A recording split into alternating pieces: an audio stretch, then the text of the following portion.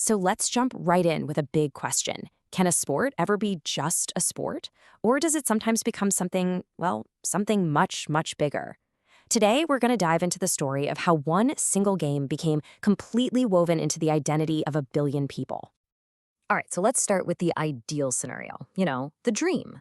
This is what sports are supposed to do for us, according to research on national integration.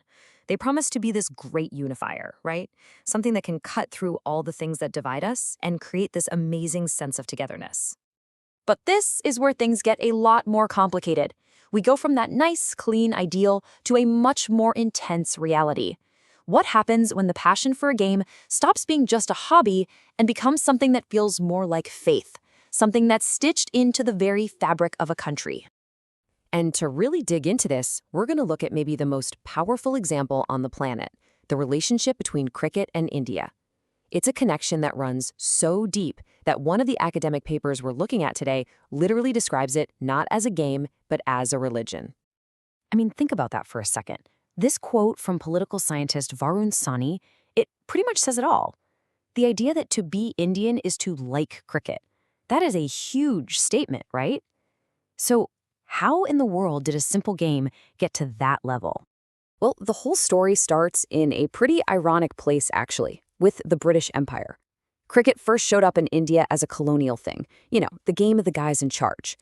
But what began as just imitation quickly turned into a powerful tool for resistance and a huge symbol of national pride. And look, this didn't just happen overnight. This was a long journey. You can see it way back in 1881, when a simple petition for the rights of Indian cricketers became a form of political protest. Then you fast forward to 1912, and you have this tournament that was literally organized along religious lines, which shows you the complex social stuff going on at the time. And then, if we jump way ahead to the 1990s, that's when economic changes unleashed this commercial wave that created the obsession we see today. So here's the really crucial part. Cricket became this symbolic battlefield. Think about it. By getting really good at the colonizers' own game and eventually beating them at it, Indians were making a powerful statement.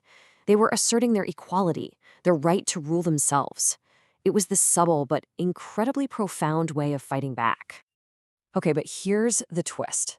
This is the central paradox of the whole story. While cricket helped build this national identity against an outside force, that same intense passion, well, it can be a real double-edged sword. The very thing that unites can also, when the pressure's on, be the thing that divides. And this just lays it all out, doesn't it? On one side, cricket is this incredible unifier. It creates a shared identity, a massive amount of national pride. But on the flip side, that same passion can just boil over.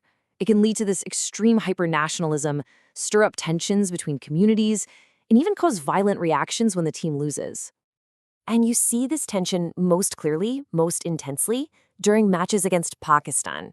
These are never just games. They get loaded with all this political and historical weight, and they have the power to either bring the whole nation together in a moment of victory or really deepen the discord after a loss. All right, let's shift gears and talk about the modern game. Because you can't understand this story without talking about the money. A huge piece of this puzzle is how national pride became this massive commercial industry. And you can trace exactly how this happened. First, you had economic reforms in the 90s that just opened the floodgates for big money. Then, corporations and media just poured cash into the sport, turning players into superstars and making every broadcast a huge national event. And this created something academics have a name for: consumer nationalism, where showing your national pride and buying stuff become basically the same thing. Yeah, and this isn't just a casual observation. The source material we're drawing from for this explainer is a full 9 pages long, really digging into the academic depth of this phenomenon. So let's zoom out. What's the big lesson here? Why does this story about cricket in India matter to all of us, even if we don't follow the sport? Well, it all comes down to looking at the world around us with a more critical eye. And that brings us to an even bigger idea, really. The idea of what it means to be a responsible citizen. It's not just about, consuming culture. We have to try and understand the forces that are shaping it. And the key to doing that is one crucial skill: critical thinking. And this quote, it's from a teacher's handbook, but man, it just says it all, doesn't it? We're supposed to be aware of our environment, and that includes our cultural environment, and to actually think about it, to question it, and to understand what's really going on beneath the surface. And that is exactly what this whole story is about. We've seen that a sport is pretty much never just a sport. It's like a mirror held up to a society.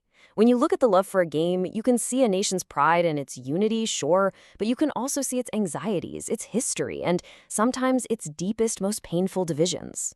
So I'm going to leave you with this to chew on. If a simple game of bat and ball can end up carrying the entire weight of a nation's history, its politics, its identity, what else is out there in our daily lives?